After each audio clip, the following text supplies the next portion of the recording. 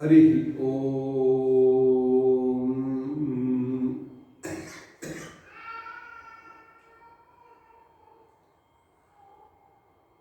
ನಾರಾಯಣಾಯ ಪರಿಪೂರ್ಣಗುಣಾರ್ಣವಾಯ ವಿಶ್ವೋದಯ ಸ್ಥಿತಿಲಯೋನ್ನಿಯತಿಪ್ರದಾಯ ಜ್ಞಾನಪ್ರದಾಯ ವಿಬುಧಾಸುರದುಃಖ್ಯ ದುಃಖ ಸತ್ಕಾರಣಾಯ ವಿತತಾಯ ನಮೋ ನಮಸ್ತೆ. ಅಭ್ರಮಂ ಭಂಗರಹಿತಂ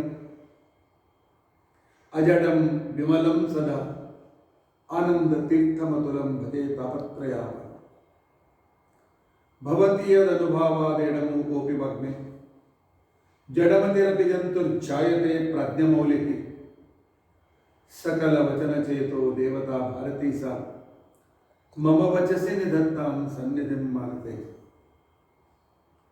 ಅಸ್ಮದ್ಗುರು ಸಮಾರಂಭ ಟೀಕಾ ಕೃತ್ಪಾದ ಮಧ್ಯಗ ಶ್ರೀಮದಾಚಾರ್ಯ ಪರ್ಯಂತಾಂ ವಂದೇ ಗುರು ಪರಂಪರಾ. ವಿದ್ಯಾಯಾಂ ವಿಬುಧಾಚಾರ್ಯ ವೇದಜ್ಞಾನಾಪ್ತಿ ಚಂದಿರಂ ದುರ್ಮತಧ್ವಾಂತವಾರ್ತಾಂಡಂ ಸತ್ಯಧ್ಯಾನಮನಿಂ ಭಜೆ. 50 ವರ್ಷಪರ್ಯಂತಂ ಸತತಂ ರಾಮಪೂಜಕಃ ಶ್ರೀ ಸತ್ಯಪ್ರಮೋದ ಗುರುನಾಥ್ ಭಾಸತಾಂ ನೋ ಹೃದಂಬರ. ಬಂಧುಸ್ತ್ವಂ ಗುರುರಿಷ್ಟದೈವತಮಿತಿ ತ್ವತ್ಪಾದಪಂಕೇರುಹಂ ಪ್ರಾಪ್ತಂ ಮಾಂ ಪರಿಪಾಲಯೇತಿ ಸತತಂ ಯಾಚೇ ನಿಬದ್ಧಾಂಜಲಿ. ಚಿತ್ತಂ ಮದ್ಗುಣದೋಢಚಿಂತನವಿದೋ ನೂನಂ ಮನಂ ಮಾಕೃತಃ ಶ್ರೀ ಸತ್ಯಾತ್ಮಗುರು ತ್ವದಂಗ್ರಿಯುಗಲಂ ಹಿತ್ವಾ ನಮೇ ಸದ್ಗತಿ. ಯೈರಹಂ ಶುಕವತ್ ಸಮ್ಯಕ್ ಶಿಕ್ಷಿತೋಸ್ಮಿ ಕೃಪಾಲುವೆ ತಾನ್ ವಂದೇ ಧೇನುಪಾಚಾರ್ಯ ತತ್ವಜ್ಞಾನಾರ್ಥ ಸಿದ್ಧೆ.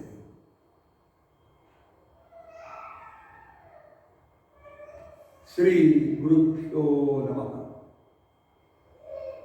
ಹರಿ ಓಂ. ಹರಿ ಓಂ. ಹರಿ ಓಂ.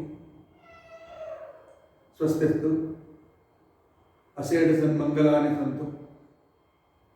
ಶ್ಲೋಕೇಕ ಶ್ರವಣ ಪಠನ ಮಾತ್ರೇಣ ವಕ್ತುಶ್ಚ ಶ್ರೋತॄಣಾಂ ನಿಖಿಲ ಕಲಿಕೃತ ಕಲ್ಮಷಾಪನೋದನ ಪಟುತರೆ ಧರ್ಮಾದ್ಯಖಿಲ ಪುರುಷಾರ್ಥ ಸಾಧನೆ ಭೂತೆ ಅದ್ಯ ಶ್ರೀ ರಘುತ್ತಮ ತೀರ್ಥಚರಿತಾಮೃತ ಆರಂಭೆ ಸತಿ ಕಿಂಚಿತ್ ಪೂರ್ವಕಥಾನುವಾದ. ಹರಿ ಓಂ. ಹರಿ ಓಂ. ಹರಿ ಓಂ. ಹರೇ ರಾಮ ಹರೇ ರಾಮ ರಾಮ ರಾಮ ಹರೇ ಹರೇ. ಹರೇ ಕೃಷ್ಣ ಹರೇ ಕೃಷ್ಣ ಕೃಷ್ಣ ಕೃಷ್ಣ ಹರೇ ಹರೇ. ಹರೇ ರಾಮ ರಾಮ ರಾಮ ಹರೇ ಹರೇ. ಹರೇ ಕೃಷ್ಣ ಕೃಷ್ಣ ಕೃಷ್ಣ ಹರೇ ಹರೇ. ಹರೇ ರಾಮ ರಾಮ ರಾಮ ಹರೇ ಹರೇ. ಹರೇ ಕೃಷ್ಣ ಕೃಷ್ಣ ಕೃಷ್ಣ ಹರೇ ಹರೇ. ಹರೇ ರಾಮ ರಾಮ ರಾಮ ಹರೇ ಹರೇ. ಹರೇ ಕೃಷ್ಣ ಕೃಷ್ಣ ಕೃಷ್ಣ ಹರೇ. ಹರೇ ರಾಮ ರಾಮ ರಾಮ ಹರೇ ಹರೇ. ಹರೇ ಕೃಷ್ಣ ಕೃಷ್ಣ ಕೃಷ್ಣ ಹರೇ ಹರೇ. ಶ್ರೀ ಗುರುಭ್ಯೋ ನಮಃ. ಹರಿ ಓಂ. ಹರಿ ಓಂ. ಹರಿ ಓಂ. ಆರಂಭದಲ್ಲಿ ರಾಮಕೃಷ್ಣರ ನಾಮಸ್ಮರಣೆಯನ್ನು ಮಾಡೋದರಿಂದ ನಮ್ಮ ವಿಘ್ನಗಳು ದೂರ ಆಗುವುದಲ್ಲದೆ ಗುರುಗಳ ಅನುಗ್ರಹ ಕೂಡ ಪ್ರಾಪ್ತಿಯಾಗ್ತದೆ.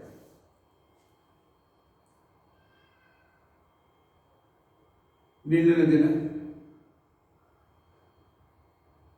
ಧನುರ್ವ್ಯತಿಪಾತ. ಸಾಕಷ್ಟು ಭಕ್ತರು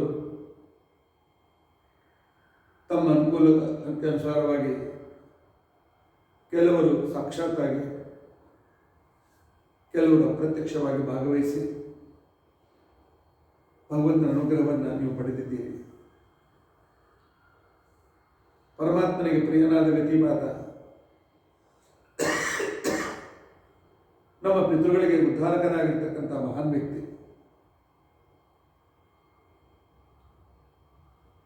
ಮತ್ತು ನಿನ್ನಿಂದ ನಾವು ರಘುತ್ತಮ ತೀರ್ಥರ ಚರಿತ್ರೆಯ ಒಂದು ಚಿಂತನೆಯನ್ನು ನಡೆಸಿದ್ದೇವೆ. ಯಾವಾಗಲೂ ನಮ್ಮ ಅಸ್ತಿತ್ವ ನಮ್ಮ ತಂದೆ, ನಮ್ಮ ಅಜ್ಜನಿಂದ, ತಂದೆ ಅಜ್ಜನ ಸಾಕ್ಷಾತ್ತಾಗಿರ್ತಕ್ಕಂತಹ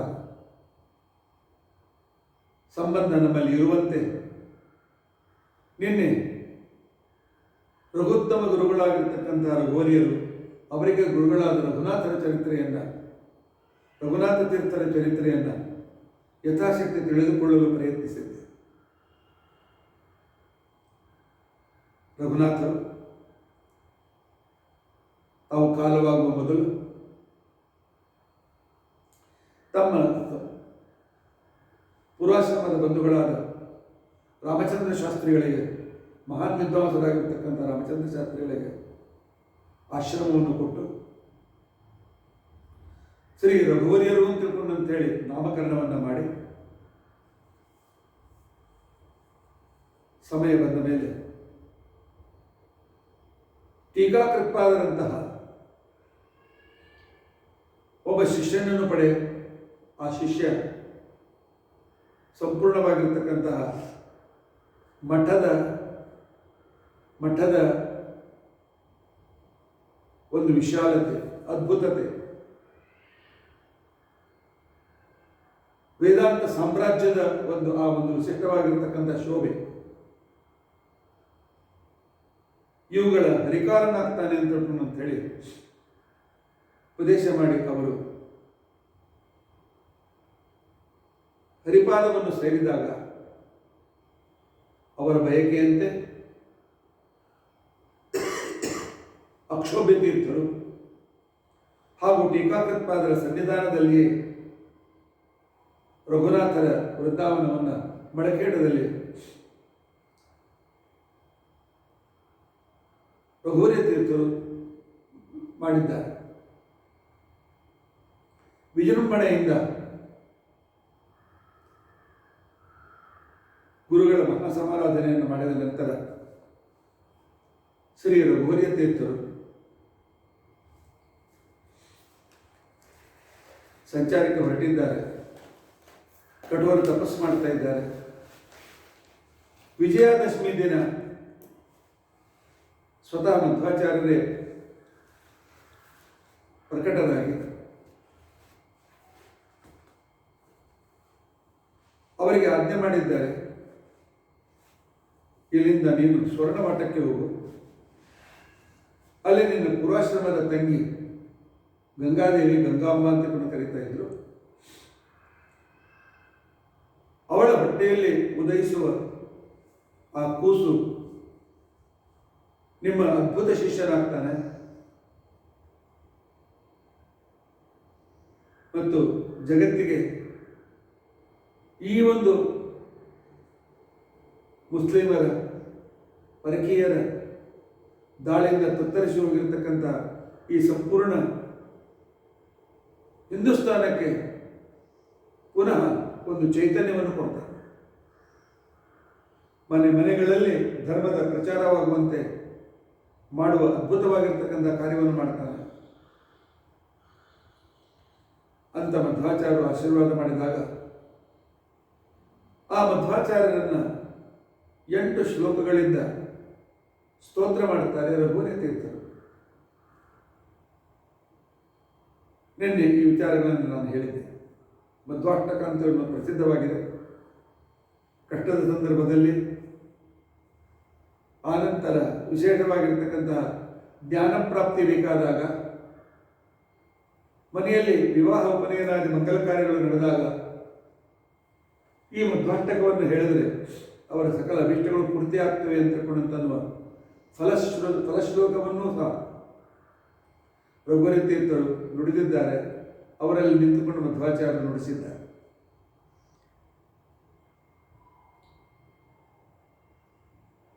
ಮಧ್ವಾಚಾರ್ಯ ಆಜ್ಞೆಯಂತೆ ವಿಜಯಾದಶಮಿ ಉತ್ಸವವನ್ನು ಮುಗಿಸಿಕೊಂಡು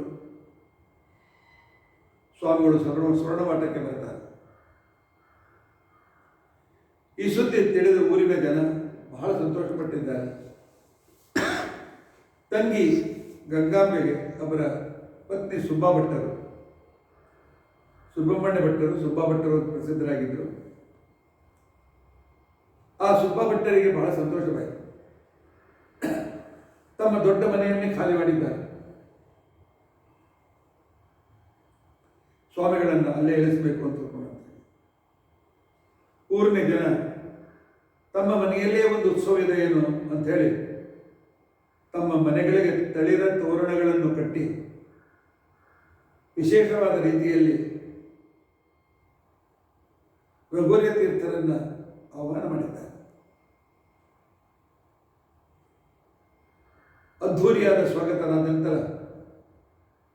ಸುಬ್ಬಾ ಭಟ್ರು ಮುಂದೆ ಬಂದು, ನಮ್ಮ ಮನೆಯನ್ನೇ ಖಾಲಿ ಮಾಡಿದ್ದೇನೆ, ಆದ್ದರಿಂದಾಗಿ ತಾವು ಅಲ್ಲಿಗೆ ಬರಬೇಕು, ಅಲ್ಲೇ ವಾಸ ಮಾಡಬೇಕು ಅಂತಂದಾಗ ಸ್ವಾಮಿಗಳು ಯಾವುದೋ ಒಂದು ಉದ್ದೇಶ ಇಟ್ಟುಕೊಂಡು ಅಥವಾ ಸುಬ್ಬಾ ಭಟ್ಟರ ಗಂಗಾಂಬೆಯ ಆ ಒಂದು ಉತ್ಸುಕತೆ, ಆ ಒಂದು ಅದ್ಭುತವಾಗಿರತಕ್ಕಂಥ ಭಕ್ತಿ ಸಾಧನೆ ಪರೀಕ್ಷಿಸಬೇಕು ಎಂದನು. ಇಲ್ಲ, ನಾವು ಹನುಮಂತ ದೇವರ ದೇವಾಲಯದಲ್ಲಿ ಇಳಿದುಕೊಳ್ತೇವೆ ಅಂತೇಳಿ ಅವರನ್ನ ಹನುಮಂತ ದೇವಾಲಯದಲ್ಲಿ ಇಳಿದುಕೊಂಡಿದ್ದಾರೆ.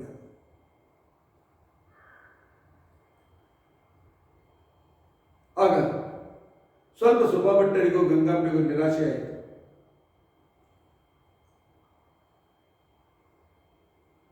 ಮೂರ್ನಾಲ್ಕು ಸಲ 50 ದಿನ, 51, 52 ದಿನ ಚಾತುರ್ಮಾಸ್ಯದ ಸಂದರ್ಭ, ತಮ್ಮ ಮನೆಗೆ ಒಂದು ಬರಬೇಕು, ರಾಮಚಂದ್ರ ದೇವರ ಮೂಲರಾಮದೇವರ ಪೂಜೆ ನಮ್ಮ ಮನೆಯಲ್ಲಿ ಆಗಬೇಕು, ನಮ್ಮನೆ ಉದ್ಧಾರವಾಗಬೇಕು ಅಂತ ತಿಳ್ಕೊಂಡು ಅಂತ ಹೇಳಿ ಬಯಸಿದರು. ಕೇಳಿದಾಗ ಆಯ್ತು ನೋಡೋಣ, ಸ್ವಲ್ಪ ಕಾಯಿರಿ ಅಂತ ತಿಳ್ಕೊಂಡು ಅಂತ ಹೇಳಿ ಪತ್ರವನ್ನು ಕೊಡ್ತಾ ಇದ್ರು. ಪೂರ್ವಾಶ್ರಮದ ಅಣ್ಣ, ಆದರೆ ಆಗ್ರಹ ಮಾಡೋದು ಹೇಗೆ? ಅವರು ಇರೋದು ಶ್ರೀಮದಾಚಾರ್ಯ ಸಿಂಹಾಸನದ ಆ ಅದ್ಭುತವಾದಂಥ ಸಿಂಹಾಸನದ ಮೇಲೆ. ಆಗ್ರಹ ಮಾಡುವಂತಿಲ್ಲ. ಗುರುಗಳು ಹೇಳಿದ್ದನ್ನು ಕೇಳಬೇಕು ಅಂತ ಸಂಸ್ಕಾರ ಇಟ್ಟುಕೊಂಡವರು ಕಾಡಿ ಬೇಡಿ ತಮ್ಮ ಇಚ್ಛೆಯನ್ನು ಪೂರೈಸಿಕೊಳ್ತಕ್ಕಂತಹ ಜಾಯಮಾನ ಸುಬ್ಬಾ ಭಟ್ಟರದಲ್ಲ.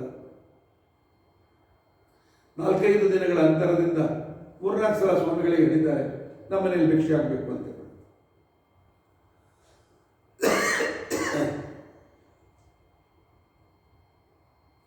ಇನ್ನೇನು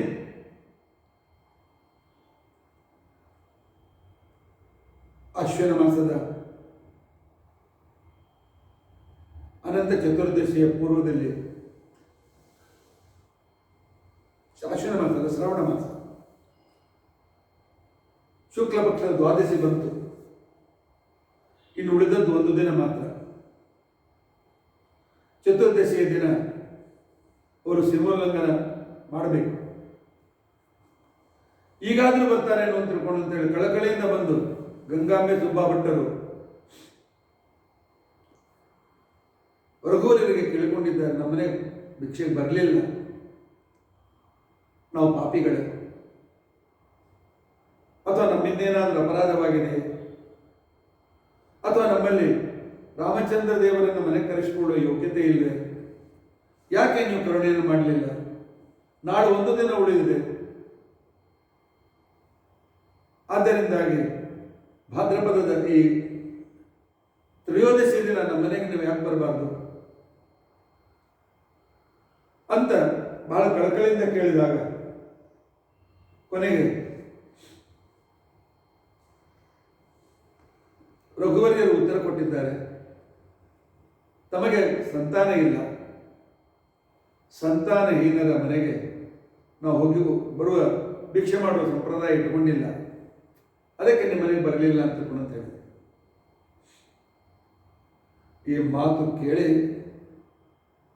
ಗಂಗಾಂಬೆ ಸುಬ್ಬಾ ಭಟ್ಟರಿಗೆ ಕಾಯದ ಮೇಲೆ ಬಲೆ ಕೊಟ್ಟಂತಾಯಿತು. ಇಬ್ಬರು ಅಳುತ್ತಾ ಮನೆಗೆ ಹೋಗಿದ್ದಾರೆ.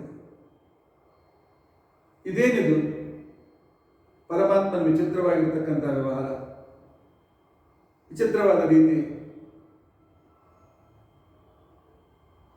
ರಾಮದೇವರು ಮನೆಗೆ ಬಂದರೆ ಮಕ್ಕಳಾಗ್ತಾರೆ ಅಂತ ಅನ್ನೋ ಭಾವನೆಯಿಂದ ನಾವು ಈ 50 ದಿನ ಕಠಿಣ ಸೇವೆ ಮಾಡಿದ್ದೇವೆ. ಎಲ್ಲ ರೀತಿ ಸೇವೆ ನಮ್ಮ ಕಡೆಯಿಂದ ಆಗಟ್ಟು ಶಕ್ತಿ ಮೀರಿ ಸೇವೆ ಮಾಡಿದ್ದೇವೆ. ಸ್ವಾಮಿಗಳು ಬರ್ತಾರೆ, ಮನೆಯಲ್ಲಿ ರಾಮದೇವರ ಪೂಜೆ ಆಗ್ತದೆ, ನಮ್ಮ ಮನೆ ಸಂತಾನದ ಗೋಕುಲವಾಗ್ತದೆ. ಅಂದರೆ ಸಂತಾನವೇ ಇಲ್ಲ, ನಿಮ್ಮ ಮನೆಗೆ ಬರೋದಿಲ್ಲ. ಹಾಗಾದರೆ ರಾಮದೇವರನ್ನ ಮನೆಗೆ ಕರೆಸಿಕೊಳ್ಳುವ ಯೋಗ್ಯತೆ ಇಲ್ಲದ ಈ ಜೀವನ ಯಾಕೆ ಬೇಕು? ಹೋಗೋಣ. ದೇವರು ನಮ್ಮ ಇಚ್ಛೆ ಪೂರ್ಣ ಮಾಡದೇ ಇದ್ದರೆ ದೇವರಿಗೆ ದುಂಬಾಲು ಬಿದ್ದಾದರೂ ಅವರ ಅನುಗ್ರಹವನ್ನು ಪಡೆಯೋಣ ಅಂಥೇಳಿ ಸುಬ್ಬಾ ಭಟ್ರು ಗಂಗಾಂಬೆ ನಿರ್ಧಾರ ಮಾಡಿ ಮತ್ತೆ ಸ್ವಾಮಿಗಳ ಹತ್ರ ಬಂದಿದ್ದಾರೆ. ಏಕಾಂತದಲ್ಲಿ ರಘುವರರನ್ನು ಪುನಃ ಭೇಟಿಯಾಗಿದ್ದಾರೆ. ಏನು ಬೇಕು ಅಂತ ಕೇಳಿದಾಗ, ಇಲ್ಲ, ನಮಗೆ ಆತ್ಮಹತ್ಯೆಗೆ ಅನುಮತಿಯನ್ನು ಕೊಡಿ ಅಂತ ಕೊಂಡು ಕೇಳಿದ್ದಾರೆ. ರಘುವರರಂತಾರೆ, ಇದೇನು ಹುಚ್ಚುತನ? ಯಾಕೆ ಈ ಆತ್ಮಹತ್ಯೆಯ ವಿಚಾರ? ಏನಾಯಿತು? ಏನಾಗಿಲ್ಲ. ಗುರುಗಳ ಅನುಗ್ರಹಕ್ಕೆ ಪಾತ್ರರಾಗುವ ಯೋಗ್ಯತೆ ಇಲ್ಲದ ಈ ಶರೀರ ಇಟ್ಕೊಂಡು ಏನು ಮಾಡಬೇಕು? ತಾವು ಮನೆಗೆ ಬರ್ತೀರಿ, ಅನುಗ್ರಹ ಮಾಡ್ತೀರಿ ಅಂತ ತಿಳ್ಕೊಂಡು ಅಂತೇಳಿ 50 ದಿನಗಳಿಂದ ದಾರಿ ಕಾಯ್ತಾ ಇರ್ತೀವಿ. ತಾವು ಬರಲಿಲ್ಲ. ಹೇಳಿದ ಕಾರಣ ಕೇಳಿ ಇನ್ನೂ ದುಃಖವಾಯಿತು. ನಿಮ್ಮಂಥವರು, ನೀವು ಪಾಪಿ, ಹೋಗ್ರಿ, ನಿಮ್ಮನೆಗೆ ಬರೋದಿಲ್ಲ ಅಂತ ಅನ್ಬೇಕೆ? ಅವತ್ತ ನಮ್ಮ ಪಾಪವನ್ನು ಕಳೆದು ನಮಗೆ ಆ ರೀತಿಯಾಗಿ ನಿಮ್ಮ ಸೇವೆ ಮಾಡುವ ಯೋಗ್ಯತೆ ಅನುಗ್ರಹ ಮಾಡಿ ನಮ್ಮ ಮನೆಗೆ ಬರಬೇಕೆ? ಮಕ್ಕಳೆಲ್ಲ ಬರೋದಿಲ್ಲ ಅಂತ ಅನ್ಬೇಕೆ? ನಿಮ್ಮ ಅನುಗ್ರಹಕ್ಕೆ ಪಾತ್ರ ಆಗದೇ ಇದ್ರೆ ಈ ಶರೀರ ಯಾಕೆ? ಇದನ್ನು ತೆಗೆದುಕೊಂಡು ಏನು ಮಾಡಬೇಕು? ಹೀಗಾಗಿ ನಮಗೆ ಈ ದೇಹ ಬಿಡಲು ಅನುಮತಿಯನ್ನು ಕೊಡಿ ಅಂತ ತಿಳ್ಕೊಂಡಂತ ಕೇಳಿದ್ದಾರೆ. ರಘುವರರು ಕಣ್ಣು ಮುಚ್ಚಿ ತಮ್ಮ ಜ್ಞಾನ ದೃಷ್ಟಿಯಿಂದ ನೋಡಿದ್ದಾರೆ. ಗಂಡ ಹೆಂಡತಿ ಇಬ್ಬರು ಒಬ್ಬ ಅದ್ಭುತ ಪುತ್ರನನ್ನು ಪಡೆಯಬೇಕು ಅಂತ ತಿಳ್ಕೊಂಡಂತೇಳಿ ಸಾಧನ ಮಾಡಿ ಸಿದ್ಧರಾಗಿದ್ದಾರೆ. ಇವರಲ್ಲಿ ಹೊಸ ಸೂರ್ಯ, ವಿದ್ವತ್ ಸೂರ್ಯ ಉದಿಸುವ ಪೂರ್ತಿ ಲಕ್ಷಣಗಳಿವೆ. ಇವರು ಸಂಪೂರ್ಣ ಹೊಸ ಮಧ್ವ ಸಿದ್ಧಾಂತದ ಪ್ರಚಾರದ ಕ್ರಾಂತಿಕಾರರ ಹರಿಕಾರರಾಗುವ ಮಗನನ್ನು ಪಡೆಯುವ ಯೋಗ್ಯತೆ ಇವರಲ್ಲಿದೆ ಅಂತ ಹೇಳಿ ರಘುವರರು ಕಣ್ತೆಗೆದು ಹೇಳ್ತಾರೆ, ನಿಮ್ಮ ಇಚ್ಛೆ ಪೂರ್ತಿ ಆಗ್ತದೆ, ನಿಮಗೆ ಒಬ್ಬ ಮಗ ಹುಟ್ಟುತ್ತಾನೆ. ಆದರೆ ಒಂದು ಕರಾರು. ಸುಬ್ಬಾ ಭಟ್ರು ಗಂಗಾದೇವಿ ಹೇಳ್ತಾರೆ, ಏನು ಬೇಕಾದ ಕರಾರು ಹಾಕಿ, ಈ ದೇಹವನ್ನೇ ಕೊಡ್ಲಿಕ್ಕೆ ನಾವು ತಯಾರಿದ್ದಾಗ ಉಳಿದದ್ದನ್ನು ತ್ಯಾಗ ಮಾಡಲಿಕ್ಕೆ ನಮಗೆ ನನ್ನ ಅನುಕೂಲತೆ ಇಲ್ಲ. ನಿಮಗೆ ಮಗ ಹುಟ್ಟುತ್ತಾನೆ, ಆದರೆ ಆ ಮಗನನ್ನು ಹುಟ್ಟಿದಾಕ್ಷಣ ಮಠಕ್ಕೆ ಕೊಡಬೇಕು. ಅವನು ಮಠದಲ್ಲಿ ಬೆಳೀತಾನೆ, ಮಠದ ಸಂಸ್ಕಾರದಲ್ಲಿ ದೊಡ್ಡವನಾಗ್ತಾನೆ, ಜಗತ್ತಿಗೆ ಉದ್ಧಾರಕನಾಗ್ತಾನೆ. ನಿಮ್ಮ ಮನೆಯಲ್ಲಿದ್ದು ಸಾಮಾನ್ಯ ವ್ಯಕ್ತಿಯಾಗುವ ಮಗು ಬೇಕೆ? ಜಗತ್ ಉದ್ಧಾರಕ ಮಗು ಬೇಕೆ? ನಿರ್ಧಾರ ಮಾಡಿ ಹೇಳಿ. ಮಗುವನ್ನು ಮಠಕ್ಕೆ ಕೊಡುವಂತಿದ್ದರೆ ನಿಮಗೆ ಈ ವರ್ಷದಲ್ಲಿ ಒಬ್ಬ ಪುತ್ರ ಸಂತಾನವಾಗ್ತಾರೆ. ಸುಬ್ಬಾ ಭಟ್ಟರು ಹೆಂಡತಿ ಕಡೆಗೆ ನೋಡ್ತಾಳೆ. ಅವಳೊಂದು 2 ನಿಮಿಷ ಮನಸ್ಸಿನಲ್ಲಿ ವಿಚಾರ ಮಾಡ್ತಾಳೆ, ಯಾವ ಹಣ್ಣು ಫಲ ನಮಗೆ ಸಿಗ್ತದೆ, ಆದರೆ ಫಲ ಸಿಗ್ತದೆ, ಉಪಭೋಗ ಮಾಡುವ ಅವಕಾಶ ಸಿಗೋದಿಲ್ಲ. ಮಗ ಹುಟ್ಟುತ್ತಾನೆ, ಆದರೆ ಅವನು ಬಾಲ್ಯಲೀಲೆ ನೋಡುವ ಒಂದು ವಿಶಿಷ್ಟವಾಗಿರ್ತಕ್ಕಂಥ ಯೋಗ್ಯತೆ ಸಿಗೋದಿಲ್ಲ, ಅವಕಾಶ ಸಿಗೋದಿಲ್ಲ. ನಮಗೆ ಉಪಯೋಗ ಬೀಳದ ಈ ಮಗನನ್ನು ತೆಗೆದುಕೊಂಡು ಏನು ಮಾಡಬೇಕು ಅಂತ ಸ್ವಾರ್ಥದಿಂದ ಕೂಡಿದ ಮನಸ್ಸು ವಿಚಾರ ಮಾಡಿದರೆ, ಭಗವತ್ ಸೇವೆಯಿಂದ ಪಕ್ವವಾಗಿರ್ತಕ್ಕಂಥ ವಿವೇಕ ಬುದ್ಧಿ ಗಂಗಾಂಬೆಗೆ ಹೇಳ್ತದೆ, ಅಮ್ಮ, ದೇವಕಿ ಬಾಲಲೀಲೆಯನ್ನು ಬಯಸಿದಳೆ, ಬಾಲಲೀಲೆ ಸಿಗೋದಿಲ್ಲ ಅಂತ ತಿಳ್ಕೊಂಡಂತೇಳಿ ನಾನು ಗೋಕುಲಕ್ಕೆ ಹೋಗ್ತೇನೆ ಅಂತ ಭಗವಂತ ಹೇಳಿದಾಗ ಏನು ಬೇಕಾಗಿಲ್ಲ ಅಂತ ತಿಳ್ಕೊಂಡಲ್ಲ ಅವಳು. ಜಗತ್ತಿಗೆ ಉಪಕಾರವಾಗುವಂತಿದ್ದರೆ ಯಾವ ತ್ಯಾಗಕ್ಕೂ ಸಿದ್ಧ ಅಂತ ತಿಳ್ಕೊಂಡಂತೇಳಿ ಈಗಲೇ ನೀವು ಗುರುಗಳಿಗೆ ಹೇಳಿದ್ಯಲ್ಲಮ್ಮ, ವಿಚಾರ ಮಾಡಿ. ಮರ ಹಣ್ಣು ಕೊಡ್ತದೆ, ಯಾವುದಾದ್ರೂ ಮರ ಆ ಹಣ್ಣನ್ನು ನನಗೋಸ್ಕರ ಇಟ್ಕೊಳ್ತದೆ. ನದಿ ನೀರನ್ನು ಹರಿಸ್ತದೆ, ಆ ನೀರು ನನಗಾಗಿ ನಗಾಗಿ ಉಳಿಲಿ ಅಂತ ತಿಳ್ಕೊಂಡು ಅಂತೇಳಿ ಬರ್ತಕ್ಕಂಥ ಹೊಸ ನೀರನ್ನು ಸ್ವೀಕರಿಸುವುದಿಲ್ವೇ? ಅದೇ ರೀತಿಯಾಗಿ ಹಸು ಹಾಲಿಡ್ತದೆ, ಆ ಹಾಲು ನನಗೂ ಕುಡಿಲಿಕ್ಕೆ ಬೇಕು, ಸ್ವಲ್ಪ ಕುಡಿ ಅಂತ ತಿಳ್ಕೊಂಡು ಕೇಳ್ತಾರೆ. ಇಲ್ಲ ತಾಯಿ, ಜಗತ್ತಲ್ಲಿ ಪರಮಾತ್ಮ ಪರೋಪಕಾರಾಯ ಫಲಂತಿ ವೃಕ್ಷ, ಪರೋಪಕಾರಾಯ ವಹಂತಿ ನದ್ಯ, ಪರೋಪಕಾರಾಯ ದುಹಂತಿ ಗಾವ, ಪರೋಪಕಾರಾರ್ಥವಿದಂ ಶರೀರ. ನಮ್ಮ ಸಾಧನೆ ಶರೀರ ಪರೋಪಕಾರಕ್ಕೆ ಯಾವಾಗಲೂ ಸಿದ್ಧವಾಗಿರಬೇಕು. ನನಗೆ ಕಷ್ಟವಾದರೂ ಅಡ್ಡಿ ಇಲ್ಲ, ನನ್ನವರಿಗೆ ಸುಖ ಆಗಬೇಕು, ನನ್ನ ಹತ್ತಿರ ಬಂದಿರತಕ್ಕಂಥವರು ತೃಪ್ತರಾಗಬೇಕು ಅನ್ನೋ ಉಪಕಾರ ಇರಬೇಕು. ನಿನ್ನ ಮಗ ನಿನ್ನ ಮನೆಯಲ್ಲಿ ಬೆಳೆದಿದ್ರೆ ಏನಾಯಿತು? ಜಗತ್ತಿನ ಉದ್ಧಾರಕನಾದಾಗ ಅವನನ್ನು ನೋಡಿ ಸಂತೋಷ ಪಡಲಿಕ್ಕಾಗೋದಿಲ್ಲ. ಅಷ್ಟೇ ಅಲ್ಲ, ನಮ್ಮ ಮಠದಲ್ಲಿ ಸನ್ಯಾಸ ತೆಗೆದುಕೊಂಡರೂ ಕೂಡ ಆ ಜಗದ್ಗುರು ನಿನಗೆ ನಾಳೆ ನಮಸ್ಕಾರ ಮಾಡ್ತಾರೆ, ತಾಯಿಗೆ ನಮಸ್ಕಾರ ಮಾಡ್ತಾರೆ. ಅಂತ ಭಾಗ್ಯ ಕೈಯಿಂದ ಬಿಡ್ತೀಯ ನೀನು ಅಂತ ಅವಳ ವಿವೇಕ ಬುದ್ಧಿ ಹೇಳಿದಾಗ ಅವಳು ಸ್ವಾರ್ಥದ ಮನಸ್ಸನ್ನು ಬದಿಗೆ ತೆಗೆದು, ಆಗಲಿ ಸ್ವಾಮಿ, ನಮ್ಮ ಮಗ ನಿಮ್ಮ ಕೂಸಾಗಲಿ, ಆದರೆ ನಮ್ಮ ಮನೆಯಲ್ಲಿ ಹುಟ್ಟಲಿ ಅಂತ ಕೇಳಿಕೊಂಡಿದ್ದ. ರಘುವರಿಯರು ಅಭಿಮಂತ್ರಣ ಮಾಡಿ ಮಂತ್ರಾಕ್ಷತೆ ಕೊಟ್ಟಿದ್ದಾರೆ. ಆ ಕಡೆಗೆ ಸಿಂಹೋಲ್ಲಂಘನ ಮಾಡಿದ್ದಾರೆ. 1 ತಿಂಗಳ ನಂತರ ಗಂಗಾಂಬೆ ಸುಬ್ಬಾಭಟ್ಟರಿಗೆ ಹೇಳ್ತಾಳೆ, ನನ್ನ ಗರ್ಭದಲ್ಲಿ ಒಂದು ಕೂಸು ಬೆಳೀತಾ ಇದೆ ಅಂತ ಸುದ್ದಿಯನ್ನು ತಿಳಿಸಿದ್ದಾರೆ. ಇಬ್ಬರು ಬಹಳ ಸಂತೋಷಪಟ್ಟಿದ್ದಾರೆ. ಯೋಗ್ಯ ಸಮಯದಲ್ಲಿ ಮೊದಲೇ ಅವರು ಸಂತಾನ ಪಡೆಯುವ ಮೊದಲೇ ಗರ್ಭಾಧಾನ ಸಂಸ್ಕಾರವನ್ನು ಮಾಡಿಸಿಕೊಂಡು, ಗರ್ಭಶುದ್ಧಿಯನ್ನು ಮಾಡಿಕೊಂಡು, ವೀರ್ಯ ಶುದ್ಧಿಯನ್ನು ಮಾಡಿಕೊಂಡು, ಗರ್ಭ ಧರಿಸಿದ ಸುಬ್ಬಾಭಟ್ಟರು ಮತ್ತು ಗಂಗಾಂಬೆ 2 ತಿಂಗಳಾಗುವ ಒಳಗೆ ಉಪಸವನ ಸಂಸ್ಕಾರವನ್ನು ಗಂಗಾಂಬೆ ಮಾಡಿಸಿಕೊಂಡಿದ್ದಾಳೆ. ಉಪಸವನ ಸಂಸ್ಕಾರ ಇದು ಸ್ತ್ರೀ ಸಂಸ್ಕಾರ. ಉತ್ತಮವಾದ ವೀರ್ಯಾಣವನ್ನು ಧರಿಸುವ ಸಾಮರ್ಥ್ಯ ಬರಬೇಕು ಅನ್ನೋದಕ್ಕೋಸ್ಕರ ಮಾಡ್ತಕ್ಕಂಥ ಸಂಸ್ಕಾರ. 3ನೇ ತಿಂಗಳು ಆಗುವ ಒಳಗಾಗಿ ಅನವಲೋಬನ ಸಂಸ್ಕಾರ ಮಾಡಿಸಿಕೊಂಡಿದ್ದಾರೆ. ಅನವಲೋಬನ ಸಂಸ್ಕಾರ ಗರ್ಭದಲ್ಲಿದ್ದ ಶಿಶು ಸುರಕ್ಷಿತವಾಗಿ ಬೆಳೆಯಬೇಕು. ಅಬೋರ್ಷನ್, ಗರ್ಭಸ್ರಾವ ಆಗಬಾರ್ದು. ಶಿಶುವಿಗೆ ಆಗಲಿ ತಾಯಿಗಾಗಲಿ ಯಾವುದೇ ರೀತಿಯಾಗಿರ್ತಕ್ಕಂಥ ಅನಾನುಕೂಲತೆ ಆಗಬಾರ್ದು ಅಂತೇಳಿ ಮಾಡಿಕೊಳ್ಳುವ ಸಂಸ್ಕಾರ ಇದು ಅನವಲೋಬನ ಸಂಸ್ಕಾರ. ಆನಂತರ 3 ತಿಂಗಳು ತುಂಬಿದ ಮೇಲೆ 4ನೇ ತಿಂಗಳಲ್ಲಿ ಸೀಮಂತೋನ್ನಯನ ಸಂಸ್ಕಾರವನ್ನು ಮಾಡಿಕೊಂಡಿದ್ದಾಳೆ. ಸೀಮಂತೋನ್ನಯನ ಸಂಸ್ಕಾರ ಆಜ್ಞಾಚಕ್ರದಲ್ಲಿರ್ತಕ್ಕಂತಹ ಆ ವಿಶಿಷ್ಟ ಸಾಮರ್ಥ್ಯವನ್ನು ಬ್ರಹ್ಮರಂಧ್ರಕ್ಕೆ ಮುಟ್ಟಿಸುವ ಒಂದು ವಿಶಿಷ್ಟ ಸಂಸ್ಕಾರ. ಬೆಳೆಯತಕ್ಕಂಥ ಕೂಸಿಗೆ ಬ್ರಹ್ಮರಂಧ್ರದ ಮುಖಾಂತರ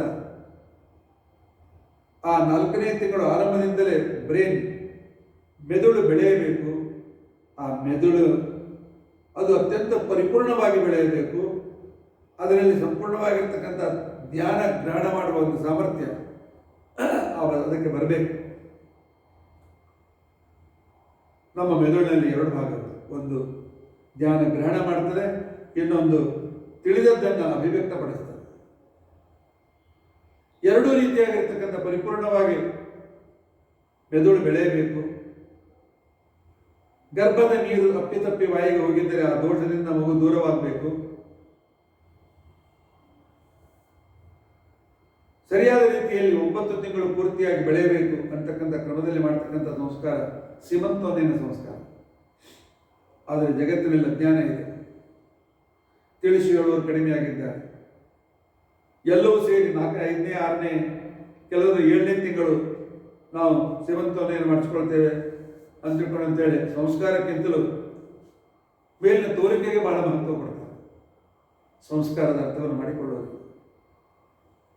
ಆನಂತರ 7ನೇ ತಿಂಗಳು ಅಥವಾ 8ನೇ ತಿಂಗಳು ಮಾಡಿಕೊಳ್ಳುವ ಸಂಸ್ಕಾರ ಅಂತಕೊಂಡಂತಂದರೆ ವಿಷ್ಣು ಬಲಿ ಗೋದಾನ ಸಂಸ್ಕಾರ. ಪರಮಾತ್ಮನಿಗೆ ವಿಶಿಷ್ಟವಾದ ನೈವೇದ್ಯವನ್ನು ಅಂತ ನಾವು ಹೋಮದ ಮುಖಾಂತರ ಸಮರ್ಪಣೆ ಮಾಡಿ ಗರ್ಭರಕ್ಷಕವಾಗಿರ್ತಕ್ಕಂಥ ಶಿಶು ರಕ್ಷಕವಾಗಿರ್ತಕ್ಕಂತಹ ಸುಮಾರು 71 ಮಂತ್ರಗಳಿಂದ ಆಹುತಿಯನ್ನು ಕೊಟ್ಟು 8ನೇ ತಿಂಗಳಲ್ಲಿ ಮಗು ಜನನವಾಗಬಾರದು. 9 ತಿಂಗಳು ತುಂಬಿದ ನಂತರ ಪರಿಪೂರ್ಣವಾದ ಮಗು ಜನ್ಮ ಪಡೆಯಬೇಕು ಅನ್ನೋ ಆ ಒಂದು ಸರಕವಾಗಿ ಮಾಡಿಕೊಳ್ತಕ್ಕಂತಹದ್ದು ನಾರಾಯಣ ಬಲಿ. ಅದರ ಜೊತೆಯಲ್ಲಿ ಗೋದಾನದ ಪುಣ್ಯದಿಂದ ಮಗು ಅದ್ಭುತವಾದ ರೀತಿಯಲ್ಲಿ ತನ್ನ ಜೀವನದಲ್ಲಿ ಮುಂದುವರಿಯಲಿ ಅಂತೇಳಿ ಮಾಡಿಕೊಳ್ಳುವ ಸಂಸ್ಕಾರ ಗೋದಾನ ಮತ್ತು ವಿಷ್ಣು ಬಲಿ ಸಂಸ್ಕಾರಗಳು. ಇವೆಲ್ಲ ಗರ್ಭದಲ್ಲಿ ಶಿಶು ಇರುವಾಗ ಮಾಡಿಕೊಳ್ಳುವ ಸಂಸ್ಕಾರಗಳು. ಅದನ್ನೆಲ್ಲ ಶಾಸ್ತ್ರೋಕ್ತವಾಗಿ ಮಾಡಿದ್ದಾರೆ. ಯಾಕೆ? ಒಳಗೆ ಬೆಳೆಯುವ ಶಿಶು, ಪುಣ್ಯವಂತ ಶಿಶು, ಎಲ್ಲ ಸಂಸ್ಕಾರವನ್ನು ಮಾಡಿಸಿಕೊಂಡು 9 ತಿಂಗಳು ತುಂಬಿದ ಮೇಲೆ ಸರಿಯಾದ ಸಮಯದಲ್ಲಿ ಅವರ ಮನೆಯಲ್ಲಿ ಗಂಡು ಶಿಶು ಉದಯಿಸಿದೆ. ಹುಟ್ಟಿದಾಕ್ಷಣ ಗರ್ಭನಾಳ ಕತ್ತರಿಸುವ ಮೊದಲು ಮಾಡುವ ಸಂಸ್ಕಾರ ಜಾತಕರ್ಮ ಸಂಸ್ಕಾರ. ಯಾಕೆ? ಹೊರಗಿನ ಜಗತ್ತಿಗೆ ಇನ್ನು ಇಲ್ಲಿಯವರೆಗೂ ಗರ್ಭದ ನಾಳದಿಂದ ತಾಯಿಯ ಸಂರಕ್ಷಣೆ ಇತ್ತು. ಇನ್ನು ಹೊರಗೆ ಬಂದು ದೇವರ ಸಂರಕ್ಷಣೆಯಲ್ಲಿ ಮಗು ಬೆಳೆಯಬೇಕು.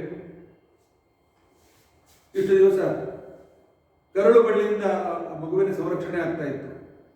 ಈಗ ಆ ಸಂಬಂಧ ಕಟ್ಟಾಗ್ತದೆ. ದೇವರ ಅನುಗ್ರಹದ ನಾಳ ಆ ಮಗುವಿಗೆ ಸಿಗಬೇಕು ಅಂತೇಳಿ ಮಾಡ್ತಕ್ಕಂಥ ಸಂಸ್ಕಾರ ಗರ್ಭನಾಳವನ್ನು ಕತ್ತರಿಸುವ ಮೊದಲೇ ಮಾಡುವ ಸಂಸ್ಕಾರ ಜಾತಕರ್ಮ ಸಂಸ್ಕಾರ. ಆದರೆ ಇಂದಿನ ದಿನಗಳಲ್ಲಿ ಮನೆಯಲ್ಲಿ ಪ್ರಸವವಾಗುವುದಿಲ್ಲ. ಆದ್ದರಿಂದ ಮೊದಲೇ ದಿನ ಸಂಕಲ್ಪ ಮಾಡಿ 11ನೇ ದಿನ ಅಥವಾ 12ನೇ ದಿನ ಮಾಡ್ತಕ್ಕಂಥ ಸಂಸ್ಕಾರ, ಇದಕ್ಕೆ ಜಾತಕರ್ಮ ಸಂಸ್ಕಾರ ಅಂತ ಕರೀತಾರೆ. ಪುಣ್ಯವಂತರಿಗೆ ಎಲ್ಲ ಸಂಸ್ಕಾರ ಸಿಗ್ತದೆಲ್ಲ, ಆ ಮಗುವಿಗೆಲ್ಲ ಸಂಸ್ಕಾರ. ಹುಟ್ಟಿದ ದಿನವೇ ಮಧ್ಯಾಹ್ನ ಮಠದಿಂದ ಒಂದು ಹರಿವಾಣ ಬಂದಿದೆ. ಮಗುವಿನ ಸುರಕ್ಷಿತವಾಗಿ ಕರೆದುಕೊಂಡು ಹೋಗೋದಕ್ಕೋಸ್ಕರ ಮಠದ ಕರೆ ಬಂದಿದೆ. ನನ್ನ ಮಗು ಜಗತ್ತಿಗೆ ಉದ್ಧಾರಕನಾಗಲಿ ಅಂತ ತಿಳ್ಕೊಂಡು ಅಂತೇಳಿ ಉದಾರತೆಯಿಂದ ತಾನು 9-10 ತಿಂಗಳು ಹೊತ್ತುಕೊಂಡು ಕಾಳಜಿಯಿಂದ ಬೆಳೆಸಿದ ಆ ಮಗುವನ್ನು ಜಗತ್ತಿಗೆ ಸಮರ್ಪಣೆ ಮಾಡಿದ್ದಾರೆ. ಹೌದು, ಹೆಣ್ಣು ತ್ಯಾಗ ಮಾಡದೆ ಜಗತ್ತಿಗೆ ಜಗದ್ಗುರುಗಳು ಸಿಕ್ಕೋದಿಲ್ಲ. ಯಾಕೆ? ಶಾಸ್ತ್ರದಲ್ಲಿ ನಿಯಮ ಇದೆ. ಸನ್ಯಾಸ ತೆಗೆದುಕೊಳ್ಬೇಕಾಗಿದ್ದರೆ, ಗೃಹಸ್ಥನಾಗಿರ್ತಕ್ಕಂಥ ವ್ಯಕ್ತಿ ಸನ್ಯಾಸ ತೆಗೆದುಕೊಳ್ಬೇಕಾಗಿದ್ದರೆ ಇಲ್ಲ, ತಾಯಿ ಅನುಮತಿ ಪಡೆಯಬೇಕು. ಮದುವೆ ಆಗದೇ ಇದ್ದರೆ ಮದುವೆ ಆದಮೇಲೆ ಹೆಂಡತಿ ಅನುಮತಿ ಪಡೆಯಬೇಕು ಅಂತ ಶಾಸ್ತ್ರ ಹೇಳಿದ್ದಾರೆ. ಹೆಂಡತಿಯಾದ ಸರಸ್ವತಿಯ ಅನುಮತಿ ಇಲ್ಲದೇ ಇದ್ದರೆ ರಾಘವೇಂದ್ರ ಸ್ವಾಮಿಗಳು ನಮಗೆ ಸಿಗ್ತಾ ಇದ್ರ. ಮದುವೆಯಾಗಿ ಮೊದಲನೇ ಪ್ರಥಮ ನಿಷೇಕದ ದಿನವೇ ಬೇಡ, ನನ್ನ ವೈಯಕ್ತಿಕ ಬೇಡ ಅಂತ ಹೇಳ್ಕೊಂಡಂತೇಳಿ ಆ ದೊಡ್ಡೂರಾಯರನ್ನ ಅಂದ್ರೆ ಟೀಕಾಕೃತ್ಪಾದರನ್ನ ಬೇಡ, ನಮಗೋಸ್ಕರ ವಿರೋಧ ಬೇಡ, ಗುರುಗಳ ಹತ್ರ ಹೋಗಿ ಅಂತ ತಿಳ್ಕೊಂಡು ಅಂತೇಳಿ ತ್ಯಾಗ ಮಾಡಿದ ಆ ಟೀಕಾಕೃತ್ಪಾದರ ಹೆಂಡತಿ ಇಬ್ಬರು. ಅವರ ತ್ಯಾಗ ಇಲ್ಲದೇ ಇದ್ದರೆ ಇವತ್ತಿಗೆ ಟೀಕಾಕೃತ್ಪಾದರು ಜಗತ್ತಿಗೆ ಸಿಗ್ತಾ ಇದ್ದರೆ, ವೇದವತಿಯ ತ್ಯಾಗ ಇಲ್ಲದೇ ಇದ್ದರೆ ಮಧ್ವಾಚಾರ್ಯರು ಜಗತ್ತಿಗೆ ಸಿಗ್ತಾ ಇದ್ರೆ, ಹೆಣ್ಣು ಹುಟ್ಟಿದಾಗ ಮೂಗು ಮುರಿಯ ಜನ ಅರ್ಥ ಮಾಡಿಕೊಳ್ಳ. ಹೆಣ್ಣು ಜಗತ್ತಿಗೆ ತಾಯಿ. ಹೆಣ್ಣಿನಿಂದಲೇ ಮನೆಯಲ್ಲಿ ವಿಶೇಷವಾಗಿರ್ತಕ್ಕಂತಹ ಒಂದು ಕಾಂತಿ ಶೋಭೆ. ಮನೆಗೆ ಬಂದ ಹೆಣ್ಣು ಮಹಾಲಕ್ಷ್ಮಿಯಾಗಿ ಮನೆಗೆ ಬಂದಿರ್ತಾಳೆ. ಆ ಮಹಾಲಕ್ಷ್ಮಿಯನ್ನು ಚೆನ್ನಾಗಿ ನೋಡಿಕೊಂಡಾಗಲೇ ಇಂಥ ಅದ್ಭುತ ಮಕ್ಕಳು ಹುಟ್ಟುತ್ತಾರೆ. ಬಂದ ಹೆಂಡತಿಯನ್ನು ತಿರಸ್ಕರಿಸುವುದು, ಸೊಸೆಗೆ ಅನೇಕ ರೀತಿಯಾಗಿರ್ತಕ್ಕಂಥ ಪೀಡೆಗಳನ್ನು ಕೊಡುವುದು ಶಾಸ್ತ್ರಕ್ಕೆ ಸಮ್ಮತವಲ್ಲ. ಶಾಸ್ತ್ರ ಹೇಳ್ತದೆ, ಯತ್ರ ನಾರ್ಯಸ್ತು ಪೂಜ್ಯಂತೆ ರಮಂತೆ ತತ್ರ ದೇವತಾ. ಎಲ್ಲಿ ಸ್ತ್ರೀಯರಿಗೆ ಒಂದು ವಿಶೇಷವಾದ ಸ್ಥಾನವಿದೆ, ಯಾವ ಮನೆಯಲ್ಲಿ ಹೆಣ್ಣು ಮಕ್ಕಳಿಗೆ ಆದರ ಇದೆ, ಪೂಜೆಯಂತೆ ಅವ್ರು ಕೂಡಿಸಿ ಪೂಜೆ ಮಾಡಬೇಕು ಅಂತಲ್ಲ, ಆದರ ಕೊಡುವುದು. ಆ ಆದರ ಇದೆ, ಆ ಮನೆಯಲ್ಲಿ ಲಕ್ಷ್ಮಿ ಯಾವಾಗಲೂ ಇರ್ತಾಳೆ. ಎಲ್ಲ ದೇವತೆಗಳಲ್ಲಿ ವಾಸ ಮಾಡಿ ಅವರಿಗೆ ಅನುಗ್ರಹ ಮಾಡ್ತಾರೆ. ಇದನ್ನು ನಾವು ಯಾಕೆ ತಿಳಿದುಕೊಳ್ಳೋದಿಲ್ಲ? ಯತ್ರ ನಾರ್ಯಸ್ತು ಪೂಜ್ಯಂತೆ ರಮಂತೆ ತತ್ರ ದೇವತಾ. ಬಂದ ಸೊಸೆಯನ್ನ ಬೇರೆಯವಳು ಅಂತ ತಿಳ್ಕೊಂಡು ಅಂತೇಳಿ ಅವರ ಜೊತೆಯಲ್ಲಿ ತಿರಸ್ಕಾರದ ವ್ಯವಹಾರ ಮಾಡೋದು, ಅಥವಾ ಬಂದ ಸೊಸೆ ನನಗೆ ಅತ್ತೆ ಬೇಡ ಅಂತಕೊಂಡಂತೆ ಅನ್ನುವ ಒಂದು ಮನೋವೃತ್ತಿ ಬೆಳೆಸಿಕೊಂಡು ಆ ಮನೆಗೆ ತನ್ನ ಗಂಡನಿಗೆ ತಾಯಿಯಾದ, ತನ್ನ ಗಂಡನನ್ನೇ ತನಗೆ ಕೊಟ್ಟ ಆ ಅತ್ತೆಯ ಬಗ್ಗೆ ತಿರಸ್ಕಾರ, ಅವರ ಬಗ್ಗೆ ದ್ವೇಷ. ಆ ಮನೆಯಲ್ಲಿ ಸುಖ ಸಮೃದ್ಧಿ ಇರ್ತದೆ. ಹಣ ಇರ್ಬೋದು, ದೊಡ್ಡ ಮನೆ ಇರ್ಬೋದು, 4 ಕಾರ್ ಇರ್ಬೋದು, ಆದರೆ ಯಾವ ಮನೆಯಲ್ಲಿ ಹಿರಿಯರಿಗೆ ಮರ್ಯಾದೆ ಇಲ್ಲವೋ, ಯಾವ ಮನೆಯಲ್ಲಿ ತಂದೆ ತಾಯಿಗಳಿಗೆ ಮಗ ಸೊಸೆಯನ್ನು ಮರ್ಯಾದೆಯನ್ನು ಕೊಡೋದಿಲ್ವೋ, ಅಥವಾ ಯಾವ ಮನೆಯಲ್ಲಿ ಸೊಸೆಗೆ ಮಹಾಲಕ್ಷ್ಮಿ ಅಂತ ತಿಳ್ಕೊಂಡಂತೇಳಿ ಮರ್ಯಾದೆಯನ್ನು ಕೊಡೋದಿಲ್ವೋ, ಆ ಮನೆ ದುಃಖದಿಂದ ಕೂಡಿರ್ತದೆ. ಮನು ಉದ್ಘೋಷಣೆ ಮಾಡಿರ್ತಕ್ಕಂಥ ಶಬ್ದ ಯತ್ರ ನಾರ್ಯಸ್ತು ಪೂಜ್ಯಂತೆ ರಮಂತೆ ತತ್ರ ದೇವತಾ. ಅಂತಹ ಗಂಗಾಂಬೆ ತ್ಯಾಗ ಮಾಡಿ ಮಗುವನ್ನು ಕಳಿಸಿಕೊಟ್ಟಿದ್ದಾರೆ. ಕೂರ್ಮ ಶಾಲಿಗ್ರಾಮಕ್ಕೆ ಅಭಿಷೇಕ ಮಾಡಿದ ಹಾಲಿನಿಂದ ಆ ಮಗು ಬೆಳೆದಿದೆ. ಈ ರೀತಿಯಾಗಿ ಆ ಮಗುವಿನ ಬೆಳವಣಿಗೆ ನಡೆದಿದೆ. ಹೀಗಿರುವಾಗ 1 ವರ್ಷದ ಬಾಲಕ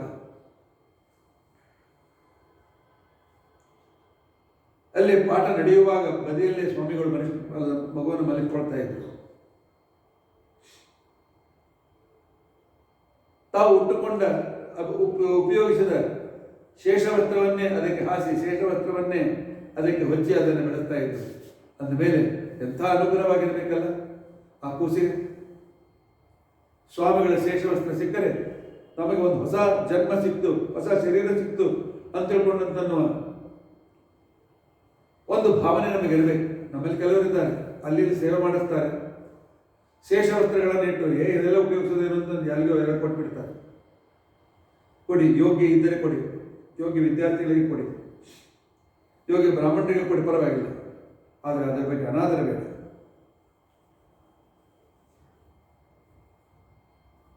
ಇರಲಿ, 1 ವರ್ಷ ಆಗಿತ್ತು. ಪ್ರವಾಸಕ್ಕೆ ಹೊರಟಿದ್ದಾರೆ ರಾಯಚೂರು ಪ್ರಾಂತದಲ್ಲಿ.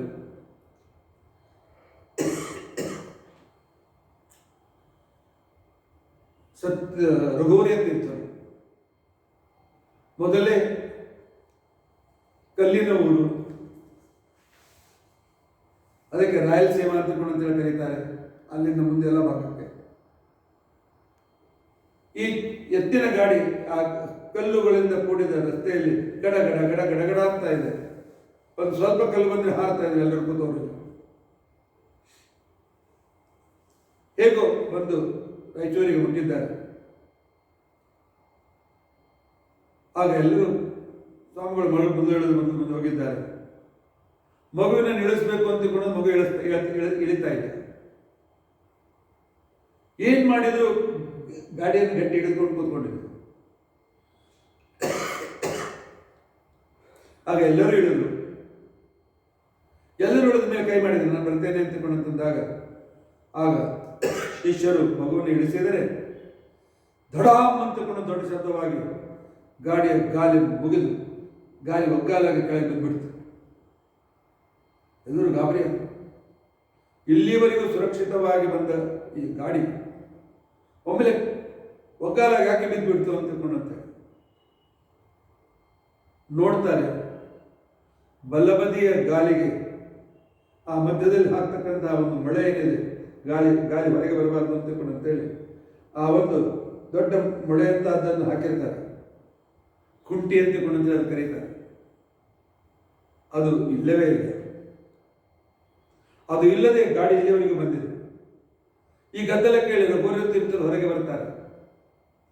ಧ್ಯಾನ ದೃಷ್ಟಿಯಿಂದ ನೋಡ್ತಾರೆ. ಈ ಶಿಶು ಸಾಮಾನ್ಯ ಅಲ್ಲ ಅಂತ ಕೂಡ ಹೇಳ್ತಾರೆ. 10 ಮೈಲಿಗಳ ಹಿಂದೆ ಆ ಶಕ್ತಿಗಳು ಈ ಮಗು ಇದ್ದರೆ ಮುಂದೆ ನಮ್ಮ ಆಟ ನಡೆಯೋದಿಲ್ಲ, ತತ್ವಜ್ಞಾನದ ಅಸ್ತ್ರದಿಂದ ಆ ಶಕ್ತಿಯನ್ನು ಹೋಗಲಾಡಿಸುವ ಈ ಶಿಶು ಇರಬಾರದು ಅಂತಕೊಂಡಂತೇಳಿ ಆ ಶಕ್ತಿಯ ಆ ಕುಂಟಿ ಮೊಳೆನ ತೆಗೆದುಹಾಕಿದ್ದಾರೆ. ಅಲ್ಲೇ ಗಾಡಿ ಬಿದ್ದು ನಾವೆಲ್ಲರೂ ಕೆಳಗೆ ಬಿದ್ದು ತಲೆ ಹೊಡೆದುಕೊಳ್ಬೇಕಾಗಿತ್ತು, ಪ್ರಾಣ ಕಳೆದುಕೊಳ್ಬೇಕಾಗಿತ್ತು. ಆದರೆ ಕೇವಲ ಈ ಶಿಶು ತನ್ನ ಮಹಿಮೆಯಿಂದ ಆ ಗಾಲಿಯನ್ನು ಕುಂಟಿ ಇಲ್ಲದೆ, ಅದರ ಮೊಳೆ ಇಲ್ಲದೆ ಇಲ್ಲಿವರೆಗೂ ಕರೆದುಕೊಂಡು ಬಂದಿದೆ. ಅದಕ್ಕೆ ಎಲ್ಲಕ್ಕಿಂತ ಕೊನೆಗಿಳಿದೆ. ಹೀಗೆ ಕೃಷ್ಣ ಇಳಿದ ನಂತರ ರಥಕ್ಕೆ ಬೆಂಕಿ ಎತ್ತಿ ಸುಟ್ಟೋಯ್ತು. ಆ ರೀತಿಯಾಗಿ ಮಗು ಇಳಿದ ಕ್ಷಣಕ್ಕೆ ಗಾಡಿ ಬಿದ್ದಿದೆ. ಲೋಕೋತ್ತರ ಶಿಶು ಅಂತ ತಿಳ್ಕೊಂಡು ಅಂತೇಳಿ ರಘುವರು ಬಹಳ ಆನಂದ ಪಟ್ಟಿದ್ದಾರೆ. ಮಗುವನ್ನು ಕರೆದುಕೊಂಡು ಅಪ್ಪಿಕೊಂಡಿದ್ದಾರೆ. 1ನೇ ವರ್ಷದೊಳಗಾಗಿ ಅಕ್ಷರಾಭ್ಯಾಸ ಮಾಡಿಸಿದ್ದಾರೆ. 1-2 ವರ್ಷದ ಮಗು, ತೊದಲು ನುಡಿಯ ಮಗು ಸಂಪೂರ್ಣ ಭಗವದ್ಗೀತೆಯನ್ನು ಹೇಳ್ತಾ ಇದೆ. 3 ವರ್ಷ ಆಗಿತ್ತು.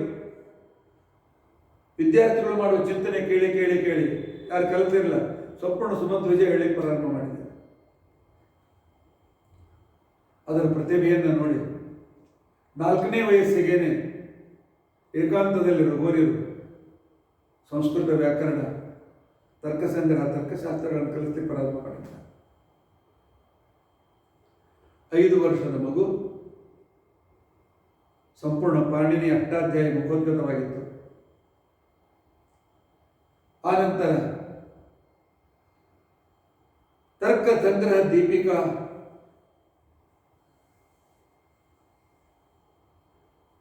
ಅಥವಾ ಅದರ ಹೊಸ ರೀತಿಯಾಗಿರ್ತಕ್ಕಂಥ ಶಾಬ್ದಬೋಧದ ಕ್ರಮವನ್ನು 5 ವರ್ಷದ ಮಗು ಮುಖೋದ್ಗತವಾಗಿ ಹೇಳ್ತಾರೆ.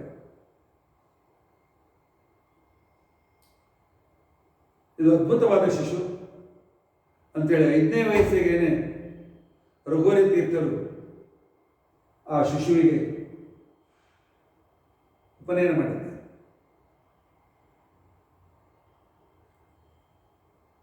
ಅಂದ ಹಾಗೆ ಅವರ ಮಹಿಮೆ ಹೇಳುವುದರಲ್ಲಿ ನಾನು ಮರೆತಿದ್ದೇನೆ, ನೀವು ಮರೆತಿದ್ದೀರಿ. ಆ ಮಗುವಿಗಿಟ್ಟ ಹೆಸರೇನು? ಆ ಮಗುವಿಗೆ ಶ್ರೀರಾಮ ಅಂತ ಹೆಸರಿಟ್ಟಿದ್ರು. ತಮ್ಮ ಆರಾಧ್ಯ ದೇವತೆ ಹೆಸರನ್ನೇ ಇಟ್ಟಿದ್ದರು.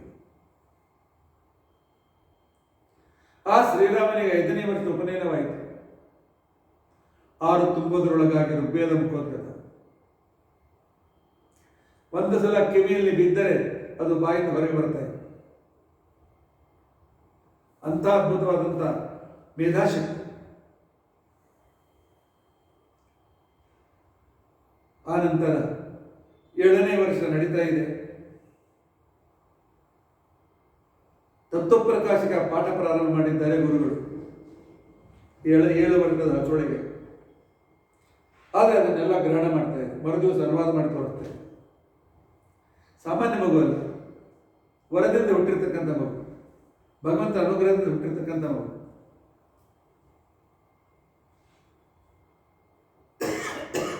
ರಘುವರಿ ತೀರ್ಥರು ಎಲ್ಲ ಕಡೆಗೆ ಸಂಚಾರ ಮಾಡಿ ದುರ್ವಾದಿಗಳನ್ನು ನಿಯಮನ ಮಾಡಿ ಕಠೋರವಾಗಿರ್ತಕ್ಕಂಥ ಉಪವಾಸಾದಿ ವ್ರತಗಳನ್ನು ಮಾಡ್ತಾ ಇರೋದರಿಂದಾಗಿ ಅವರಿಗೆ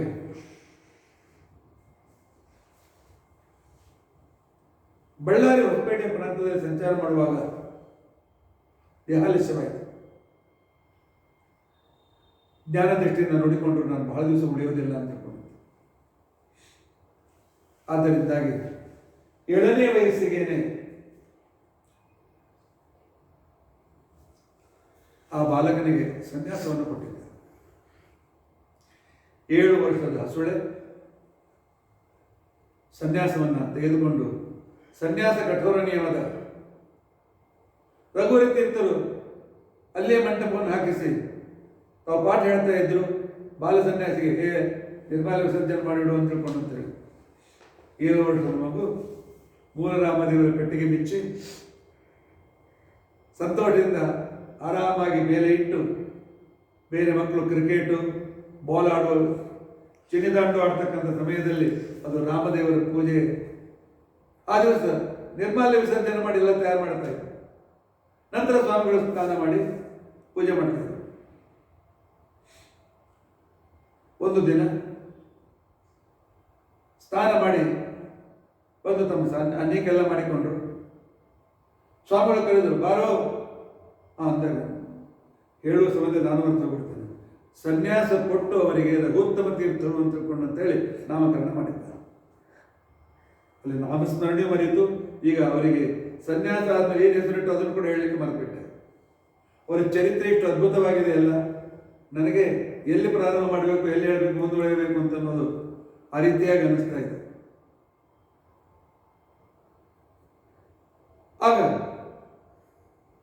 ರಘುತ್ತಮರು ಹೇಳಿದರು, ಗುರುಗಳೇ ಇವತ್ತು ಪೂಜೆ ಮಾಡೋದಿಲ್ಲ. ಯಾಕೆ ಯಾಕೆ ಮಗು, ಯಾಕೆ ಏನಾಯಿತು? ಇಲ್ಲ, ಇವತ್ತೆಲ್ಲ ಪ್ರಣವ ಮಂತ್ರ ಜಪ ಮಾಡುವಷ್ಟರಲ್ಲಿ ಬಹಳ ಹಸಿವೆಯಾಗಿತ್ತು. ಅದಕ್ಕೋಸ್ಕರ ನಿನ್ನೆ ರಾಮದೇವರ ನೈವೇದ್ಯ ತೋರಿಸಿದ್ದು ಕೊಬ್ಬರಿ ಬೆಲ್ಲ ತಿಂದು ನೀರು ಕುಡಿದಿದ್ದೇನೆ, ಇವತ್ತು ದೇವರನ್ನು ಮುಟ್ಟೋದಿಲ್ಲ ಅಂತ. ಆಗಿನ ಕಾಲದ ಒಬ್ಬ ಹರಿದಾಸರು ಇದನ್ನು ಈ ವಾಕ್ಯವನ್ನು ಜಗತ್ತಿನ ಪ್ರಸಿದ್ಧಿ ಮಾಡಿದ್ದನ್ನು ಹೇಳ್ತಾ ಹಿರಿಯರೆಲ್ಲ ಹೇಳ್ತಾ ಬಂದಿದ್ದಾರೆ. ಇಂದು ರಾಮದೇವರ ಪೂಜೆ ಮಾಡುವುದಿಲ್ಲ, ಕೊಬ್ಬರಿ ಬೆಲ್ಲ ತಿಂದದ್ದರಿಂದ ಅಂತ ಹೇಳಿ ರಘುತ್ತಮರು ಬಾಲ್ಯ ಸನ್ಯಾಸದಲ್ಲಿ ಹೇಳಿದ್ರಂತೆ. ಆಯ್ತು ಕೊಡು ಅಂತೇಳಿ ಅಂದಿದ್ದಾರೆ. ಅಂತ್ಯಕಾಲ ಸಮೀಪಿಸಿತು. ಸಮೀಪದಲ್ಲಿ ನವವೃಂದಾವನದ ಅಲ್ಲಿ ಪದ್ಮನಾಭ ತೀರ್ಥರು, ಸುಬುಧೇಂದ್ರ ತೀರ್ಥರು, ವ್ಯಾಸರಾಯರು, ಇಂಥೆಲ್ಲ ಮಹಾನುಭಾವರ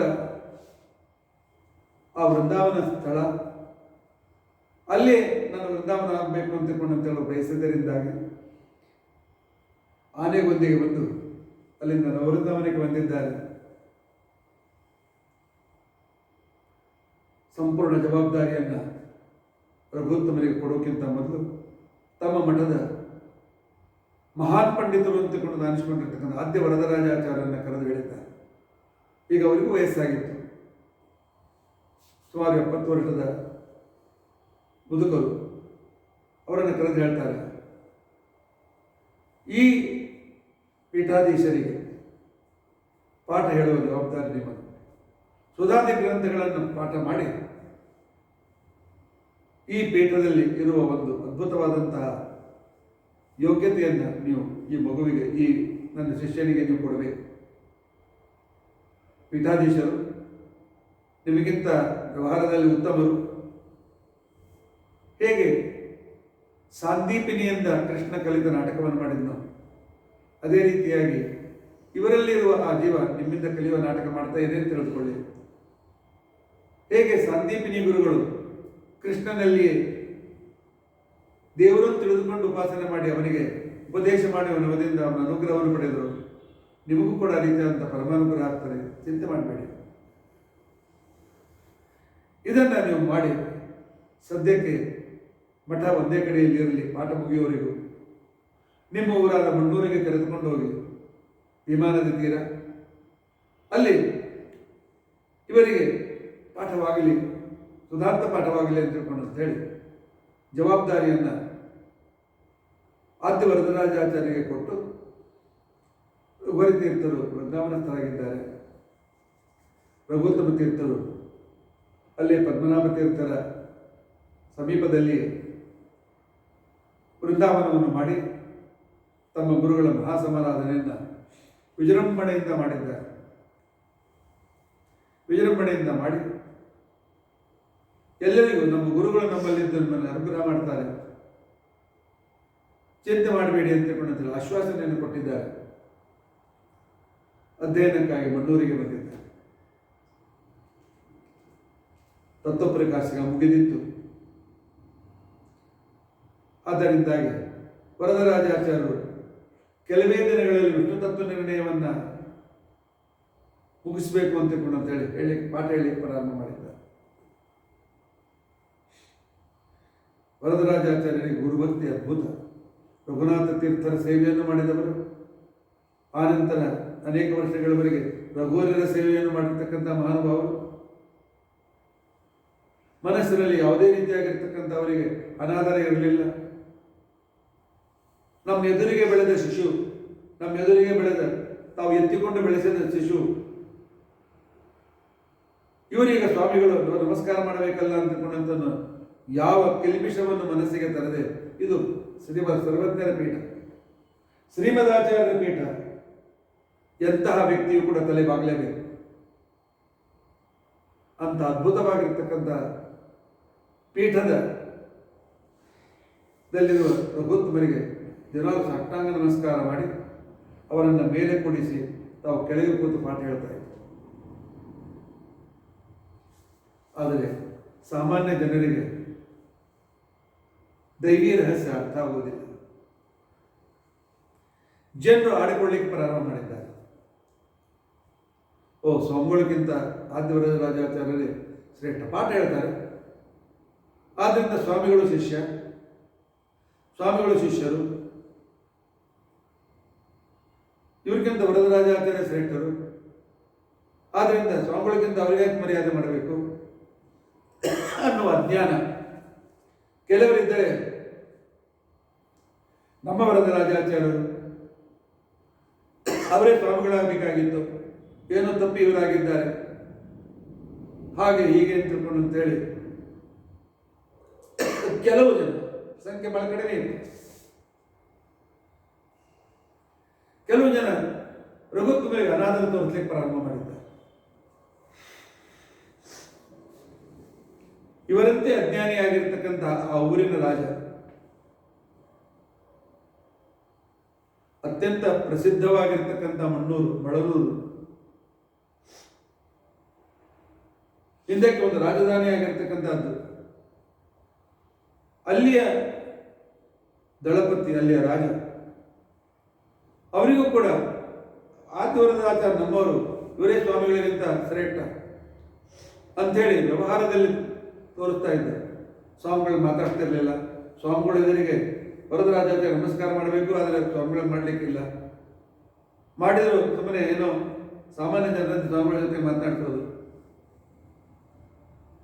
ಈ ರೀತಿಯಾಗಿ ವ್ಯವಹಾರ ಮಾಡಲಿಕ್ಕೆ ಪ್ರಾರಂಭ ಮಾಡಿದಾಗ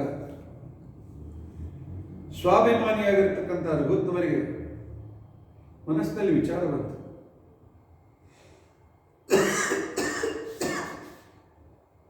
ಉತ್ತರಾದಿ ಮಠದ ಈ ಶ್ರೀವೇದಾಚಾರ್ಯ ಪೀಠದಲ್ಲಿ ಕುಳಿತ ವ್ಯಕ್ತಿಗಳು ಸನ್ಯಾಸ ತೆಗೆದುಕೊಂಡ ದಿವಸವೇ ಸುಧಾವಾಕ್ಯಾರ್ಥವನ್ನು ಮಾಡಿ ಎಲ್ಲ ಪಂಡಿತರಿಗೆ, ನೀವೆಲ್ಲರೂ ನನ್ನ ಶಿಷ್ಯರು, ನನ್ನಿಂದ ಕಲಿಯಬೇಕು, ವಿದ್ಯಾವೈಭವವನ್ನು ತೋರಿಸ್ತಕ್ಕಂಥ ಒಂದು ಸಂಪ್ರದಾಯ. ಆದರೆ ಗುರುಗಳು ನನಗೆ ಸುಧಾಧ್ಯಯನವಾಗುವ ಮೊದಲೇ ಸನ್ಯಾಸ ಕೊಟ್ಟಿದ್ದಾರೆ. ವರದರಾಜಾಚಾರ್ಯರು ನನ್ನ ಮೇಲೆ ಆದರ ತೋರಿಸ್ತಾ ಇದ್ದಾರೆ. ಅವರ ವ್ಯವಹಾರದಲ್ಲಿ ಯಾವುದೇ ರೀತಿಯಾಗಿರ್ತಕ್ಕಂಥ ತಪ್ಪಿಲ್ಲ. ಆದರೆ ಉಳಿದ ಕೆಲವು ಜನ ಅನಾದರ ತೋರಿಸ್ತಾ ಇದ್ದಾರೆ. ಮಠಕ್ಕೆ, ಪೀಠಕ್ಕೆ ಅನಾದರವಾಗಬಾರದು. ಪೀಠಕ್ಕೆ ಅನಾದರವಾಗ್ತಿದ್ರೆ ನಾನು ಪೀಠಾಧೀಶನ ಉಪಯೋಗವೇನು? ಯಾಕೆ ನಾನು ಈ ರೀತಿಯಾಗಿ ಜವಾಬ್ದಾರಿಯನ್ನು ಸ್ವೀಕರಿಸ್ತಾ ಇಲ್ಲ ಅಂತ ವಿಚಾರವನ್ನು ಮನಸ್ಸಿನಲ್ಲಿ ಪ್ರಾರಂಭವಾಯಿತು. ವರದ ಪುತ್ರ ಮನಸ್ಸಿನಲ್ಲಿ ಯಾವುದೇ ರೀತಿಯಾಗಿರ್ತಕ್ಕಂತಹ ಹೀನಗಂಡ ಇರಲಿಲ್ಲ. ಆದರೂ ಸಹಿತ ಯಾಕೋ ಇದು ಸರಿಯಲ್ಲ. ಆಯ್ತು, ನಾನೇನೋ ಸಹಾಯ ಮಾಡ್ತೇವೆ, ಮೂರ್ಖರವರು, ಅಜ್ಞಾನಿಗಳು ಅಂತ ಅವರ ವ್ಯವಹಾರವನ್ನು ನಾನು ಇಗ್ನೋರ್ ಮಾಡಬಹುದು. ಆದರೆ ನನಗೆ ಯಾರು ಇಗ್ನೋರ್ ಮಾಡ್ತಾ ಇದ್ದಾರೆ, ಪಾಪ ಕಳಿಸ್ತಾ ಇದ್ದಾರೆ. ಅದು ಕೂಡ ತಿಳಿದು ಪಾಪ ಮಾಡ್ತಾ ಇಲ್ಲ, ತಿಳಿಯದೆ ಪಾಪ ಮಾಡ್ತಾ ಇದ್ದಾರೆ. ಹೌದು, ಪಾಠ ಹೇಳೋರು ಶ್ರೇಷ್ಠರು, ಪಾಠ ಕೇಳೋರು ಕಡಿಮೆ ಅಂತಿಕೊಂಡು ಅಂತ ಅನ್ನೋದು ಲೋಕದ ವ್ಯವಹಾರದಂತೆ ಆ ರೀತಿ ವ್ಯವಹಾರ ಮಾಡ್ತಾ ಇದ್ದಾರೆ. ಆದರೆ ಅವರ ಪಾಪ ಪ್ರತಿದಿನ ಹೆಚ್ಚಾಗ್ತಾ ಇದೆ. ನಾನು ಅವರಿಗೆ ಪುಣ್ಯ ಕೊಡುವ ಬದಲು ಪಾಪ ಕೊಡಲೆ. ಹಿಂದೆ ಇದೇ ರೀತಿಯ ಹೂಗಣ ನಿಮಗೆ ಭರತರು ಇದೇ ರೀತಿ ವಿಚಾರ ಮಾಡಿರಲಿಲ್ವೇ? ಗುರುಗಳು ಭಾಗವತ ಪಾಠ ಹೇಳುವಾಗ ನನಗೆ ಹೇಳಿದ್ರು, ಯಾವಾಗ ಜಡಭರತ ರಘುಗಣ ರಾಜನ ಮೇಣೆಯನ್ನು ಹೊತ್ತುಕೊಂಡಿದ್ನೋ, ಈ ವ್ಯಕ್ತಿ ದೇವರ ಧ್ಯಾನ ಬಂದಾಗ ನಿಂತ್ಕೊಂಡು ಬಿಡ್ತಿದ್ರು. ಜಡಭರತ ಸ್ವಲ್ಪ ದೇವರ ವಿಷಯದ ಸಂತೋಷವಾಗಿ ಓಡ್ತಾ ಇದ್ರು. ಇದರಿಂದ ಒಳಗಿರುವ ರಘುಗಣನಿಗೆ ಬಹಳ ಪೀಡೆ ಆಗ್ತಾ ಇತ್ತು. ಪೀಡೆ ಕಟ್ಟಿಗೆ ಬಿಡಿತಾ ಇತ್ತು, ಜಾರಿ ಬೀಳ್ತಾ ಇದ್ದ, ಬೆಲ್ ಬೀಳ್ತೇನೋ ಅಂತ ಭಯ. ಹೀಗಾಗಿ ಅವನು ಈ ಸರಿಯಾಗಿ ಹೊತ್ಕೋ, ಸರಿಯಾಗಿ ನಡೆ, ಸುಮ್ಮನೆ ನಿಲ್ಬೇಡ, ಓಡಬೇಡ, ಹುಚ್ಚರಂತ ಹೀಗಾಗಿ ಮಾಡ್ತಾ ಇದ್ದೆ, ಎಂತ ಹುಚ್ಚ ಇದ್ದೆ ನೀನು ಅಂತ ಈ ರೀತಿಯಾಗಿ ಅನೇಕ ರೀತಿ ಬೈತಾ ಇದ್ದಾಗ ಜಡಭರತ ವಿಚಾರ ಮಾಡಿದ, ರಾಜ ನನಗೆ ಎಷ್ಟು ಬೈತಾನೆ ಅಷ್ಟೊಂದು ಪಾಪ ಬೆಳೀತಾ ಇದೆ. ಸೋತ್ತಮರ ದ್ರೋಹ ಇದು ನಮ್ಮನ್ನು ಎಲ್ಲ ರೀತಿಯಿಂದಲೂ ಕೂಡ ತಿಂದು ಹಾಕ್ತದೆ, ನಮ್ಮ ವಂಶವನ್ನೇ ಹಾಳು ಮಾಡ್ತದೆ. ಹಿರಿಯರಿಗೆ ಅನಾದರ ನಮ್ಮ ಜೀವನದ ದುಃಖದ ನಾಂದಿ ಎಂದು ತಿಳಿದುಕೊಳ್ಳಿ. ಸಿರಿವಂತಿಗೆ ಬಂದಾಗ, ಹೆಚ್ಚು ಸಂಬಳ ಬಂದಾಗ ತಂದೆ ತಾಯಿಗಳನ್ನೇ ತಿರಸ್ಕಾರ ಮಾಡುವ ಮಕ್ಕಳು ಪ್ರತಿ ಕ್ಷಣ ಪಾಪ ಗಳಿಸ್ತಾ ಇರ್ತಾರೆ. ಮುಂದೆ ಅವರಿಗೆ, ಅವರ ಮಕ್ಕಳಿಗೆ ಅದೇ ಪೀಡೆ ಅನುಭವಿಸಬೇಕಾಗ್ತದೆ. ಅದೇ ರೀತಿಯಾಗಿ ಪಾಪ ಜನ ದಳಪತಿ ನನಗೆ ಬೈತಾ ಇದ್ದಾರೆ, ಈ ಕಡೆ ಅಲ್ಲಿ ಜಡಭರತ ವಿಚಾರ ಮಾಡ್ತಾರೆ, ಇವನು ಬೈತಾ ಇದ್ದಾನೆ, ಇವನಿಗೆ ಬೈಯೋದು ನಿಲ್ಲಿಸ್ಬೇಕಾದ್ರೆ ನಾನು ಯಾರು ಅಂತ ನಾವು ತಿಳಿಸ್ಬೇಕು ಅಂತ ನಿರ್ಧಾರ ಮಾಡಿ ಜಡಭರತ ಹೇಳ್ತಾನೆ, ರಾಜ ನಡೆ ಅಂತ ತಿಳ್ಕೊಂಡಂತ ಇದೆಯಲ್ಲೋ, ನಡಿಲಿಕ್ಕೆ ನಾನೇ ಯಾರು? ರಾಜ ಓಡಬೇಡ ಅಂತ ತಿಳ್ಕೊಂಡಂತ ಇದ್ದೆ, ಓಡದೇ ಇರಲಿಕ್ಕೆ ನಾನಾರು? ಸರಿಯಾಗಿ ನಿಲ್ಲುವಂತ ನಿಲ್ಲಲಿಕ್ಕೆ ನಾನಾರು? ನನಗೆ ಶಿಕ್ಷೆ ಕೊಡ್ತೀನಿ ಅಂತ ತಿಳ್ಕೊಂಡಂತ ಇದ್ದೆ, ಶಿಕ್ಷೆ ಕೊಡ್ಲಿಕ್ಕೆ ನೀನಾರು ಅಂತ ಜಡಭರತ ರಘುಗಣ ರಾಜನಿಗೆ ಕೇಳಿದಾಗ, ಭಾರತದ ಭಾಗವತದ ಪಂಚಮ ಸ್ಕಂದದಲ್ಲಿ ಬಂದಿರತಕ್ಕಂಥ ಕಥೆ. ಆಗ ಇವರ ಮಾತನ್ನು ಕೇಳಿ ರಾಜನಿಗೆ ಏನೋ ಒಗಟಿನ ಮಾತು ಅನ್ನೋದು, ಇದು ಸಾಮಾನ್ಯ ವ್ಯಕ್ತಿಗಳು ಆಡುವ ಮಾತಲ್ಲ ಅಂಥೇಳಿ ಪಲ್ಲಕ್ಕಿಯಿಂದ ಕೆಳಗೆ ಇಳಿತಾನೆ ರಘುಗಣ ರಾಜ. ರಘುಗಣ ರಾಜ ಪಲ್ಲಕ್ಕಿಯಲ್ಲಿ ಇಲ್ಲಿ ಇಳಿದ ಮೇಲೆ ನೋಡ್ತಾನೆ, ಜಡಭರತನ ಸೆಳೆದ ಯಜ್ಞೋಪವೀತ ಜನಿವಾರ ನೋಡ್ತಾನೆ, ಯಜ್ಞೋಪವೀತ ನೋಡ್ತಾನೆ. ಗಾಬರಿಯಾಗಿ ಸಾಷ್ಟಾಂಗ ನಮಸ್ಕಾರ. ತಪ್ಪಾಯಿತು, ಬ್ರಾಹ್ಮಣರಿಂದ ನಾನು ಮೇಣೆ ಹೊರಿಸಿದೆ, ದೊಡ್ಡ ತಪ್ಪು ಮಾಡಿದೆ. ನನಗೆ ನಾಹಂ ಬಿಬೇವಿ ವಜ್ರ, ಇಂದ್ರನ ವಜ್ರದಿಂದ ನನಗೆ ಭಯ ಇಲ್ಲ, ರುದ್ರದೇವರ ತ್ರಿಶೂಲದಿಂದ ನನಗೆ ಭಯ ಇಲ್ಲ, ಯಮನ ದಂಡದಿಂದ ನನಗೆ ಭಯ ಇಲ್ಲ. ನನಗೆ ಭಯ ಇದೆ ಎಲ್ಲಿ ನನ್ನಿಂದ ಹಿರಿಯರ ಜ್ಞಾನಿಗಳ ಅಪಮಾನವಾಗ್ತದೋ ಅಂತನ್ನೋ ಚಿಂತೆಯ ಭಯ ನನಗೆ. ಇಂಥ ಏನ್ ಮಾಡಲಿ, ಕ್ಷಮೆ ಮಾಡಿಬಿಡಿ ಅಂತ ಕೇಳಿಕೊಂಡಿದ್ದಾನೆ. ಆಗ ಹೋಗೋಣ ಅವನಿಗೆ ಉತ್ತರವನ್ನು ಕೊಟ್ಟು ಮುಂದೆ ಎಲ್ಲ ತತ್ವೋಪದೇಶ ಮಾಡ್ತಾರೆ. ಪಾಪ ಈ ಊರಿನ ಜನ ಅವರು ಸಜ್ಜನರು, ಬ್ರಾಹ್ಮಣರು, ಸದಾಚರಣಶೀಲರು. ಆದರೆ ಅವರಿಗೆ ನನ್ನ ರಹಸ್ಯ ಗೊತ್ತಿಲ್ಲ, ಈ ಪೀಠದ ಮಹತ್ವ ಗೊತ್ತಿಲ್ಲ. ಸುಮ್ಮನೆ ವರದರಾಜಾಚಾರ್ಯ ಇಟ್ಟುಕೊಂಡು ಅವರ ಮನಸ್ಸಿನಲ್ಲಿ ಏನು ಯಾವುದೇ ಕಲ್ಮಶ ಇಲ್ಲ. ಆದರೆ ಈಗ ಇವರು ಈ ರೀತಿಯಾಗಿ ವ್ಯವಹಾರ ಮಾಡ್ತಾ ಇದ್ದಾರೆ, ಏನ್ ಮಾಡಲಿ ಅಂತ ತಿಳ್ಕೊಂಡು ಚಿಂತೆ ಮಾಡೋವಾಗ ಸಾಧನೆ ದ್ವಾದಶಿ, ರಾಜನ ಮನೆಯಲ್ಲಿ ಭಿಕ್ಷಾ, ಸ್ವಾಮಿಗಳು ಪೂಜೆ ಮಾಡಿಕೊಳ್ಳೋದು ಬರೋದಕ್ಕೆ ಸ್ವಲ್ಪ ವಿಳಂಬವಾಯಿತು. ಆಗ ರಾಜ, ಆಯ್ತಲ್ಲ ಊಟ ಕೂತ್ಬಿಡ್ರಿ, ಸ್ವಾಮಿಗಳು ಎಷ್ಟ ಸಣ್ಣ ಹುಡುಗ, ಆಮೇಲೆ ಊಟ ಕೂತ್ಕೊಳ್ತಾರೆ ಅಂತ ಅನ್ನುವ ಶಬ್ದ ಅವರ ಕಿವಿಗೆ ಬಿತ್ತು. ವರದರಾಜಾಚಾರ್ಯ ಆಗಲಿ ಉಳಿದವರಾಗಲಿ ಸ್ವಾಮಿಗಳನ್ನು ಬಿಟ್ಟು ಊಟಕ್ಕೆ ಕುಳಿತಿರಲಿಲ್ಲ. ಏನೋ ಕಥೆ ಹೇಳ್ತಾರೆ, ಅವರನ್ನು ಬಿಟ್ಟು ಕೂತ್ಕೊಂಡ್ರು, ಅವರ ತಿರಸ್ಕಾರ ಮಾಡಿದ್ರು, ಹಾಗೆ ಹೀಗೆ ಅಂತೇಳಿ. ಸ್ವಾಮಿಗಳಿಗೆ ಪಾಠ ಹೇಳಿದ ರಘುನಾಥ ರಘುವರರ ಸೇವೆ ಮಾಡಿದ ಆದಿ ವರದರಾಜಾಚಾರ್ಯರಿಗೆ ಈ ರೀತಿಯಾಗಿರ್ತಕ್ಕಂಥ ಅಜ್ಞಾನವಿರಲಿಕ್ಕೆ ಸಾಧ್ಯವೇ ಇಲ್ಲ. ಅನಾದರ ತೋರಿಸಿದವರು ದಳಪತಿ, ಉಳಿದ ಊರಿನ ಜನ. ಈ ಮಾತನ್ನು ಕೇಳಿದ ಕ್ಷಣಕ್ಕೇನೆ ರಘುತ್ತಮರಿಗೆ ಬಹಳ ದುಃಖವಾಯಿತು. ಇಲ್ಲ, ಇನ್ನು ಈ ಜನ ಮಠಕ್ಕೆ ತೋರಿಸುವ ಅನಾದರ ಇಲ್ಲಿಗೆ ನಿಲ್ಲಿಸಬೇಕು.